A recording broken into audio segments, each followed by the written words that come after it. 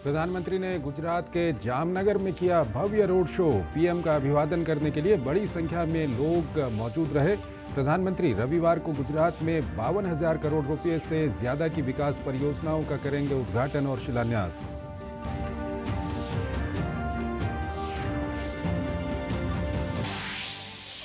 देश में सहकारिता क्षेत्र में शुरू हुई दुनिया की सबसे बड़ी अन्न भंडारण योजना। पीएम मोदी ने किया 11 राज्यों में 11 पैक्स गोदामों का उद्घाटन। कहा, सिर्फ व्यवस्था नहीं, एक भावना है सहकारिता।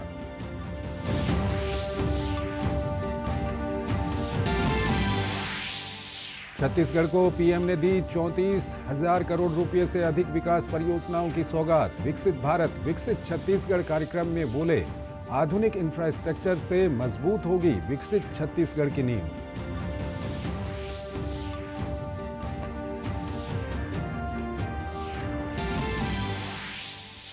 आम आदमी पार्टी और कांग्रेस के बीच गठबंधन पर बीजेपी का तंज। कहा, लोकसभा चुनाव से पहले 2 भ्रष्टाचारियों का हुआ है मिलन। दिल्ली में 7 सीटों पर बीजेपी होगी विजयी। पश्चिम बंगाल के संदेशखाली में राष्ट्रीय मानवाधिकार आयोग की टीम का लगातार दूसरे दिन दौरा। भाजपा ने पीड़ितों को न्याय दिलाने के लिए निकाला कैंडल मार्च। फरार टीएमसी नेता शाहजहां शेख को संरक्षण देने का लगाया आरोप।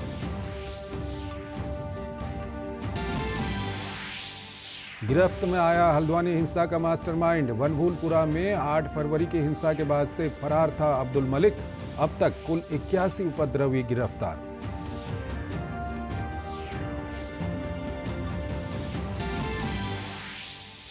उत्तर प्रदेश में पुलिस भर्ती परीक्षा रद्द। 6 महीने के भीतर होगी दोबारा परीक्षा। परीक्षा की अगली तारीख की सूचना जल्द। आरओ प्रारंभिक परीक्षा की भी होगी जांच। मुख्यमंत्री ने कहा, अपराधियों पर होगी सख्त कार्रवाई।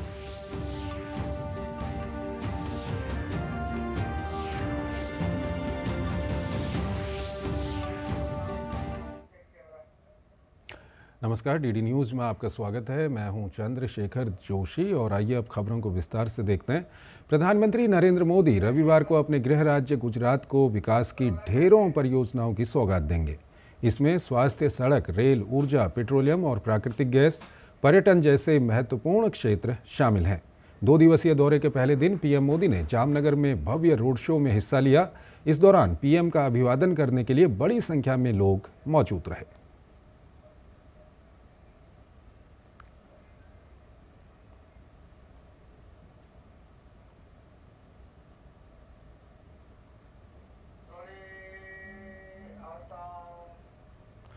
भारत में खेती और किसानी की नींव को मजबूत करने में सहकारिता की शक्ति की बहुत बड़ी भूमिका है।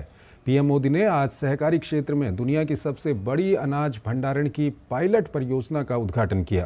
प्रधानमंत्री मोदी ने दिल्ली के भारत मंडपम में सहकारिता से जुड़ी विभिन्न परियोजनाओं की शुरुआत की। प्रधानमंत्री ने 11 राज्यों में अनाज वितरण के लिए 11 पैक्स भंडारण सुविधाओं की शुरुआत की और 500 पैक्स भंडारण केंद्रों की आधारशिला रखी। इस अवसर पर प्रधानमंत्री ने कहा कि आज दुनिया के सबसे बड़े अन्न भंडारण योजना की शुरुआत की गई है। इससे कई वेयरहाउस और गोदाम देश भर के कोने कोने में निर्मित किए जाएंगे। इसके अलावा आज 18,000 पैक्स का भी कंप्यूटराइजेशन का काम पूरा हुआ है। इससे देश के कृषि इंफ्रास्ट्रक्चर में बड़ा बदलाव आएगा और कृषि क्षेत्र से आधुनिक तकनीक जुड़ेगी। सहकार से समृद्धि की सोच को आगे बढ़ाते हुए प्रधानमंत्री नरेंद्र मोदी ने शनिवार को कई बड़ी परियोजनाओं का उपहार दिया। नई दिल्ली के भारत मंडपम में हुए समारोह में पीएम ने सहकारी क्षेत्र में विश्व की सबसे बड़ी अनाज भंडारण योजना का शुभारंभ किया। 11 राज्यों की 11 प्राथमिक कृषि ऋण समितियों द्वारा संचालित सहकारी क्षेत्र में विश्व की सबसे बड़ी अनाज भंडारण योजना को बेहद अहम पहल माना जा रहा है। पीएम ने 500 अन्य प्राथमिक कृषि ऋण समितियों में गोदाम और कृषि भंडारण से जुड़ी सुविधा निर्माण का भी शिलान्यास किया। किसानों के लिए कृषि उपज भंडारण सुविधा के महत्व का उल्लेख करते हुए पीएम ने कहा कि पिछली सरकारों ने इस पर ध्यान नहीं दिया। पीएम ने नई पहल को बेहद लाभकारी बताया। अगले 5 वर्ष में 700 लाख मैट्रिक टन भंडारण की क्षमता तैयार की जाएगी। इस अभियान में 1.25 लाख करोड़ रुपए से ज्यादा का खर्च आएगा। इस योजना के पूरा होने पर हमारे किसान अपने उत्पादों को अपनी जरूरत के मुताबिक भंडारण में रख करके स्टोर कर पाएंगे। उन्हें बैंकों से ऋण लेने में भी आसानी होगी और वो सही समय पर जब उनको ठीक लगे कि हाँ अब माल बेचने के लिए बाजार ठीक है, सही समय पर अपने उत्पाद को बाजार में ले जाकर बेच भी पाएंगे। प्रधानमंत्री ने देश भर में 18,000 प्राथमिक कृषि ऋण समितियों के कंप्यूटरीकरण का भी शुभारंभ किया। इससे न केवल इन समितियों की कार्यक्षमता बढ़ेगी, बल्कि छोटे और सीमांत किसानों को भी बड़े पैमाने पर लाभ होगा। पीएम ने विकसित भारत के लिए कृषि व्यवस्थाओं में आधुनिकीकरण को जरूरी बताया। पीएम ने कहा कि आत्मनिर्भरता के क्षेत्र में सहकारिता की बहुत बड़ी भूमिका है। आत्मनिर्भर भारत के निर्माण में आप जितना ज्यादा और जितना ज्यादा सक्रिय योगदान बढ़ाएंगे, हम अपने लक्ष्यों को जल्दी प्राप्त कर पाएंगे। आत्मनिर्भर भारत बनाए बिना विकसित भारत बनाना संभव नहीं है। पीएम ने सहकारिता के क्षेत्र में महिलाओं की बड़ी भागीदारी को सराहा। पीएम ने प्राकृतिक खेती को बढ़ावा देने में भी सहकारिता का बड़ा योगदान बताया। पीएम ने श्री अन्न को बढ़ावा देने के सरकार के प्रयासों का भी जिक्र किया। पीएम ने कहा कि सहकार ग्रामीण और कृषि अर्थव्यवस्था के कायाकल्प का प्रमाणिक तरीका है। शहद के क्षेत्र में हमारे लोग आगे आए। शहद सेक्टर को किसान आज कितना लाभ उठा रहा है, ये भी आप जानते हैं। पिछले 10 वर्षों में शहद उत्पादन 75,000 मैट्रिक टन से बढ़कर अब लगभग 1.5 लाख मैट्रिक टन पहुंच चुका है। शहद के एक्सपोर्ट में भी 28,000 मैट्रिक टन से 80,000 टन की वृद्धि हुई है।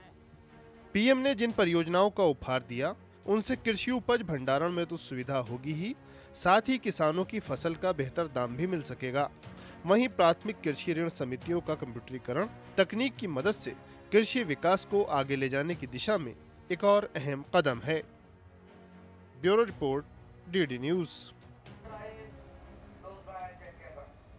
प्रधानमंत्री नरेंद्र मोदी ने छत्तीसगढ़ में 35,000 करोड़ की विकास परियोजनाओं का शुभारंभ और शिलान्यास किया।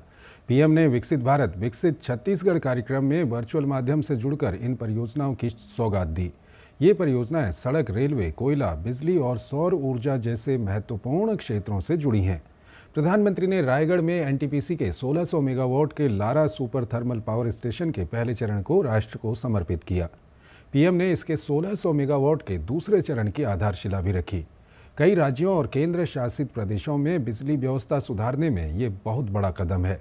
प्रधानमंत्री ने साउथ ईस्टर्न कोल फील्ड्स लिमिटेड की 3 प्रमुख फर्स्ट माइल कनेक्टिविटी परियोजनाओं का भी उद्घाटन किया। इनसे कोयले की तेज, पर्यावरण अनुकूल और कुशल मशीनीकृत निकासी में मदद मिलेगी। प्रधानमंत्री ने अपने संबोधन में छत्तीसगढ़ की डबल इंजन सरकार के कामों का जिक्र किया। पीएम ने कहा कि डबल इंजन सरकार ने चुनाव में दी गई गारंटी तेजी से लागू कर दी है। पीएम ने कहा कि विकसित छत्तीसगढ़ का निर्माण गरीब, किसान, युवा और नारी शक्ति के सशक्तिकरण से होगा। पीएम ने कहा कि 2014 से पहले जो पैसा लूट लिया जाता था, आज वो गरीब कल्याण के काम आ रहा है।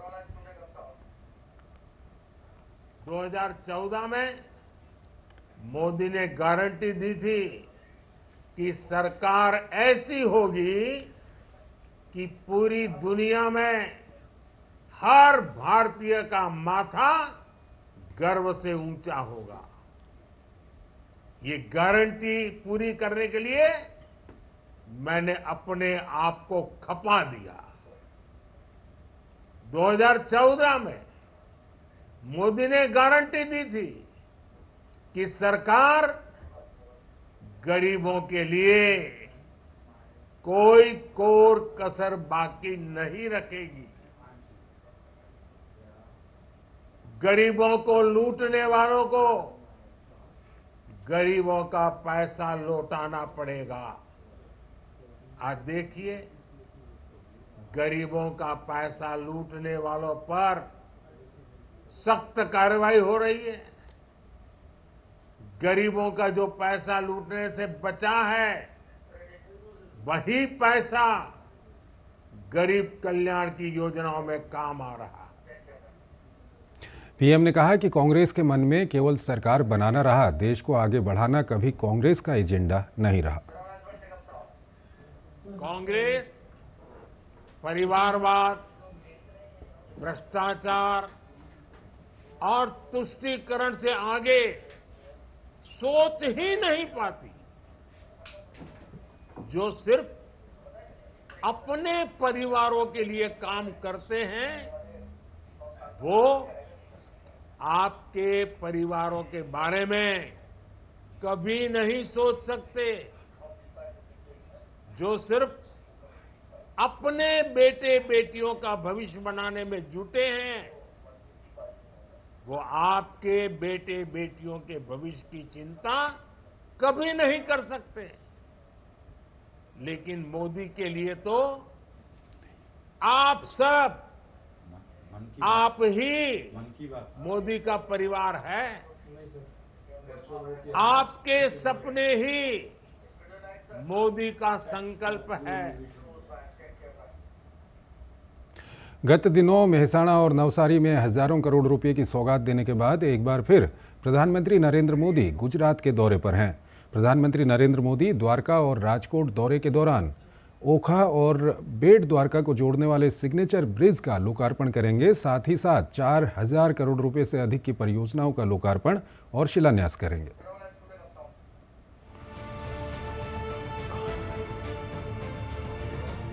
रविवार को प्रधानमंत्री नरेंद्र मोदी एक बार फिर गुजरात को विकास परियोजनाओं की सौगात देंगे। प्रधानमंत्री सबसे पहले बेट द्वारका स्थित द्वारकाधीश मंदिर में पूजा अर्चना करेंगे।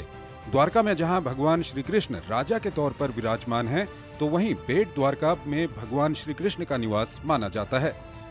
यह भगवान का रानीवास बोला जाता है। यह भगवान का घर है।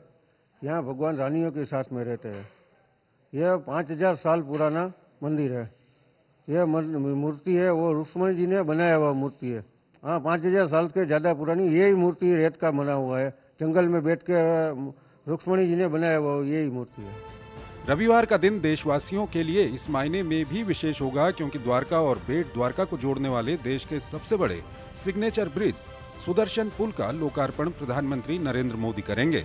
सदियों से श्रद्धालुओं को नाव से यहां आना पड़ता था, लेकिन अब ये यात्रा शीघ्र और सुगम होगी। साल 2017 में प्रधानमंत्री ने इस पुल की आधारशिला रखी थी और करीब 2.5 किलोमीटर लंबे इस पुल का निर्माण 978 करोड़ रुपए की लागत से हुआ है। ब्रिज पर 12 व्यूइंग पॉइंट बनाए गए हैं और ये सौर ऊर्जा से प्रकाशित रहेगा। सुदर्शन पुल विरासत और विकास का नायाब नमूना है। आधुनिकतम तकनीक के साथ ही गीता के श्लोक से ये पुल सुसज्जित है। सुदर्शन सेतु प्रधानमंत्री के विजन के तहत बनाया गया है। विकास और विरासत का सबसे बड़ा नमूना ये सुदर्शन सेतु ब्रिज है। सुदर्शन सेतु ब्रिज महाभारत, रामायण, गीता, खासतौर पे गीता के श्लोक से लेके आर्टिफिशियल इंटेलिजेंस तक की सभी टेक्नोलॉजियों के उपयोग से बना हुआ ब्रिज है। मेरे देश के युवा जब ये ब्रिज से पसार होंगे तो उन्हें भविष्य में और आज के युग की टेक्नोलॉजी का भी अंदाजा आएगा और मेरे देश की संस्कृति और खास तौर पे गीता के पाठ भी पढ़ने मिलेंगे। सुदर्शन सेतु किसी वरदान से कम नहीं है। प्रधानमंत्री द्वारका पहुंच रहे हैं और कई हजार करोड़ की परियोजनाओं की शुरुआत करेंगे और लोकार्पण भी प्रधानमंत्री करेंगे। और इसके साथ ही ये सुदर्शन जो सेतु है उसका भी लोकार्पण प्रधानमंत्री करेंगे। और आपको बता दें कि ये जो सिग्नेचर ब्रिज है वो भारत का सबसे लंबा सिग्नेचर ब्रिज है। माननीय प्रधानमंत्री श्री नरेंद्र भाई मोदी गुजरात आ रहे हैं, द्वारका आ रहे हैं, तो द्वारका जो है वो दुल्हन की तरह सजी है।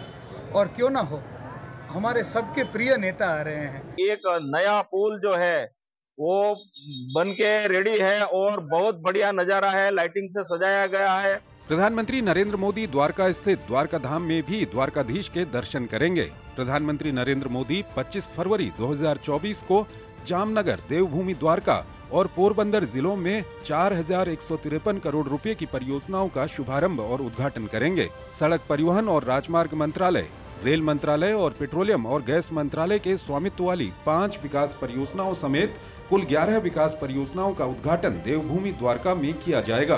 प्रधानमंत्री द्वारका में एक जनसभा को भी संबोधित करेंगे और फिर राजकोट के लिए प्रस्थान करेंगे। द्वारका से नीरज सिंह और अश्विनी मिश्र की रिपोर्ट, डीडी न्यूज।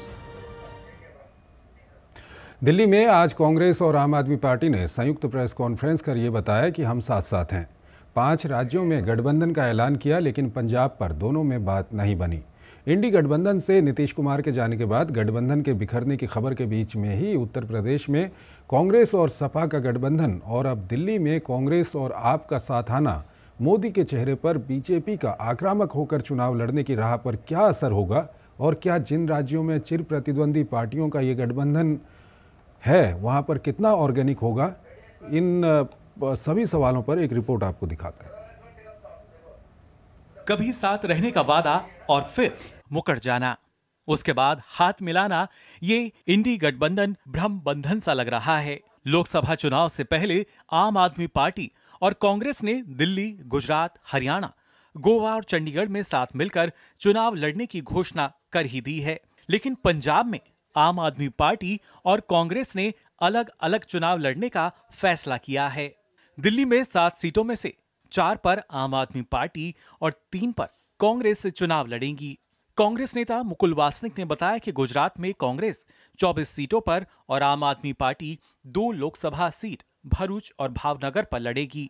हरियाणा में 1 सीट कुरुक्षेत्र आम आदमी पार्टी के खाते में गई है, जबकि चंडीगढ़ लोकसभा सीट और गोवा की 2 सीटों पर कांग्रेस ही चुनाव लड़ेगी। भारतीय राष्ट्रीय कांग्रेस और आम आदमी पार्टी के बीच सीटों को लेकर समझौता हुआ है। मुझे खुशी है कि 2 महत्वपूर्ण राजनीतिक दल इंडिया गठबंधन के आने वाला लोकसभा चुनाव का पूरा जिम्मा एक साथ संभालेंगे। आम आदमी पार्टी और कांग्रेस के बीच गठबंधन को बीजेपी ने बेमेल बताया है। दिल्ली बीजेपी प्रदेश अध्यक्ष वीरेंद्र सचदेवा ने कहा कि प्रधानमंत्री नरेंद्र मोदी के नेतृत्व में कार्यकर्ताओं के दम पर बीजेपी दिल्ली की 7 सीटें जीतेगी। केंद्रीय मंत्री और बीजेपी नेता मीनाक्षी लेखी ने कहा कि इस गठबंधन का कोई सिर पैर नहीं है और दोनों पार्टियों ने हार का ठीकरा फोड़ने के लिए एक दूसरे से गठबंधन किया है। मैं दिल्ली प्रदेश अध्यक्ष होने के नाते कह रहा हूं, हेड ऑन सामने से लेंगे हम। आइए, किसी और को 2-3 को जोड़ना तो जोड़िए साथ में।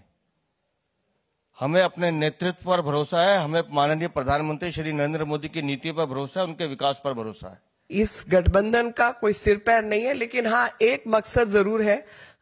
दोनों पार्टियां जानती हैं कि चुनाव हार रही हैं, तो अब चुनाव हारने के वक्त वो अपना ठीकरा किसके सिर पर फोड़े, इसलिए ये गठबंधन किया है कि भैया वोट शिफ्ट नहीं हुआ इसलिए हार गए।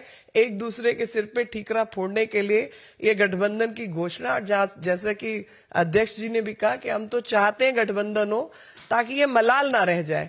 समाजवादी पार्टी और कांग्रेस ने यूपी एमपी की सीटों पर समझौता किया है। समाजवादी पार्टी ने उत्तर प्रदेश की 80 लोकसभा सीटों में से 17 सीटें कांग्रेस के लिए छोड़ी हैं। मध्य प्रदेश की 29 सीटों में से कांग्रेस ने 1 खजुराहो सीट समाजवादी पार्टी को दी है। आपने कई बार इस बात पर जोर दिया कि वह INDI के साथ है, लेकिन लोकसभा चुनाव के लिए अलग अलग राज्यों में लगातार अपने उम्मीदवारों की घोषणा भी कर दी। आपने 8 फरवरी को असम में 3 सीटों पर अपने उम्मीदवारों की घोषणा की थी। 2014 और 2019 के लोकसभा चुनाव में बीजेपी ने दिल्ली की सभी 7 सीटों पर जीत दर्ज की थी। लगातार 2 बार लोकसभा चुनाव में आप और कांग्रेस के प्रत्याशी एक भी सीट पर जीत दर्ज करने में कामयाब नहीं हुए हैं। Bureau report, DD news. Sandeshkhali घटना के विरोध में दिल्ली के जवाहरलाल नेहरू विश्वविद्यालय JNU में अखिल भारतीय छात्र संघ के द्वारा एक कार्यक्रम का आयोजन किया गया, जिसमें भाजपा पश्चिम बंगाल अध्यक्ष सुकांत मजूमदार और पश्चिम बंगाल विधानसभा के नेता प्रतिपक्ष शुभेंदु अधिकारी ने छात्रों को संबोधित किया। सुकांत मजूमदार ने कहा कि संदेशखाली की घटना बताती है कि वहां लंबे समय से महिलाओं के साथ अत्याचार की घटनाएं होती रही हैं। संदेशखाली घटना को लेकर जो लोग चुप हैं वो महिलाओं और लोकतंत्र के खिलाफ हैं। उन्होंने कहा कि संदेशखाली में शेख शाहजहां पहले लेफ्ट के नेता थे, अब वो टीएमसी में जाकर उसी संस्कृति को आगे बढ़ा रहा है।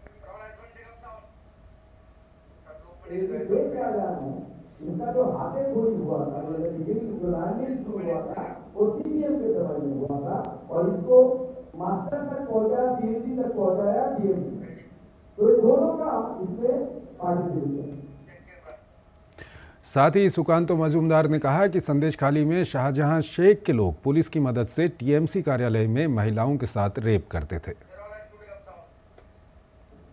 महिलाएं ऑन कैमरा बोल रही है कि शेख शाहजहां के लोग पुलिस के साथ बाइक सुबह आते थे देखने के लिए संदेशखाली के गांवों में कि किसकी बहन किसकी बहू सुंदर है, देखने में खूबसूरत है, उसका रेंज ही होता दबाव है। और उसके बाद रात को शाम को टीएमसी के पार्टी ऑफिस में बुलाया जाता और उसको जाना पड़ता है। आप सोचिए, after the independence 75 years of independence, Sandeshkhali, the women of the Sandeshkhali, they were facing kind of discrimination and brutality। और वहां पे जाने के बाद उनके साथ रेप होता है। वहीं शुभेंदु अधिकारी ने कहा कि ममता बनर्जी ने बाबा साहेब के लोकतंत्र के दिए मंत्र को ही अपने फायदे के लिए बदल दिया है। बाबा साहेब आम्बेडकर कॉन्स्टिट्यूशन में दिया है, for the people, by the people, of the people. Mamata Banerjee ने नारा दिया कि for the party, by the party, of the party में बदल करके for the people, by the people, of the people. Suvendu Adhikari ने कहा कि पश्चिम बंगाल में हिंदू खतरे में है, ममता सरकार हिंदुओं के संग अन्याय कर रही है। हिंदू बहुत खतरे में है, बंगाल का डेमोक्रेसी से जो रहा है। बंगाल में बांग्लादेश से खास करके जामात, हिफाजत, रजाकार जो एक्सट्रीमिस्ट फोर्स है उसको घुसा के Aadhaar card, AP card, ration card, उसका छोटा जिसमें फर्जी नाम उठा के बदल कर दिया। किसानों के विरोध प्रदर्शन के बीच शंभू बॉर्डर पर किसानों ने निकाला कैंडल मार्च। किसानों के दिल्ली मार्च को 29 फरवरी तक टालने के बाद पुलिस ने नेशनल हाईवे 44 के सर्विस रोड को दिल्ली की सीमा से खोलना शुरू कर दिया है। हरियाणा और पंजाब के बॉर्डर पर किसानों के प्रदर्शन के बीच पंजाब के मुख्य सचिव अनुराग वर्मा ने हरियाणा के मुख्य सचिव संजीव कौशल को पत्र लिखकर पीजीआई रोहतक में भर्ती किसान प्रीतपाल सिंह को पंजाब के अधिकारियों को सौंपने का अनुरोध किया है, जिससे उनका इलाज पंजाब सरकार द्वारा पंजाब में मुफ्त किया जा सके। इस बीच केंद्रीय कृषि मंत्री अर्जुन मुंडा ने कहा कि बातचीत से समाधान निकालने पर जोर देते हुए भारत सरकार कृषि क्षेत्र के विकास के लिए प्रतिबद्ध है। बातचीत और संवाद के माध्यम से हमने हमेशा कोशिश किया है और आगे भी समाधान के रास्ते क्या हो सकते हैं सबके सुझाव आमंत्रित भी किया है।